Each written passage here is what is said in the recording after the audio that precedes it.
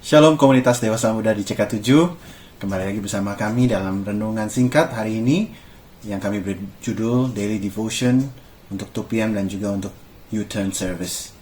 Hari ini saya akan membagikan satu topik yang saya beri judul The Greatest. Saya adalah penggemar olahraga yang bernama boxing atau tinju. Dan kalau kita berbicara tentang boxing, kita tahu tentang satu pribadi yang pernah mengatakan, I am the greatest. Siapakah itu? Dialah Muhammad Ali. Nah, kalau Muhammad Ali bisa mengatakan bahwa dia the greatest out of all time, bagaimana dengan pandangan firman Tuhan tentang siapa yang terbesar atau the greatest? Saya akan bagikan satu firman dengan singkat, yaitu Matius 18 ayat 1. Dikatakan gini, pada waktu itu datanglah murid-murid itu kepada Yesus dan bertanya, siapakah yang terbesar, dalam kurung artinya the greatest, dalam kerajaan sorga? Saudara-saudara, hari-hari ini pertanyaan ini masih dipertanyakan, walaupun sudah dipertanyakan 2000 tahun yang lalu oleh para murid Yesus. Siapakah yang terbesar di antara kita semua? Siapa yang paling kaya? Siapa yang mempunyai follower paling banyak? Siapa yang mempunyai karir terbaik? Siapa yang punya pelayanan paling besar? Siapa yang tercantik? Siapa yang mobilnya paling baik? Itulah pertanyaan orang dunia.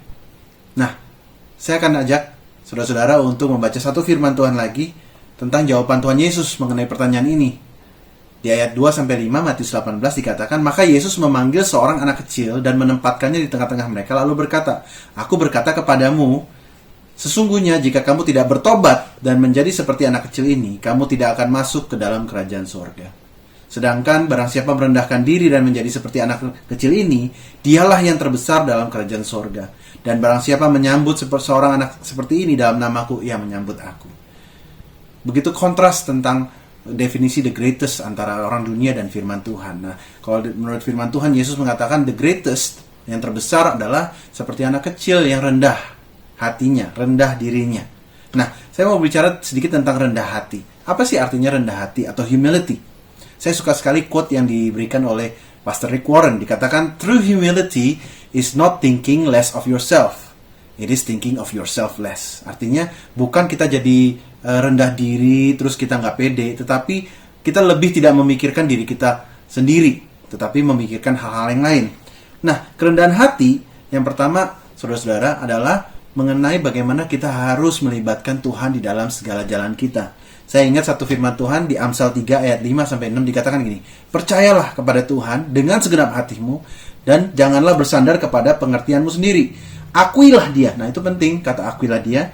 Akuilah dia dalam segala lakumu, maka ia akan meluruskan jalanmu.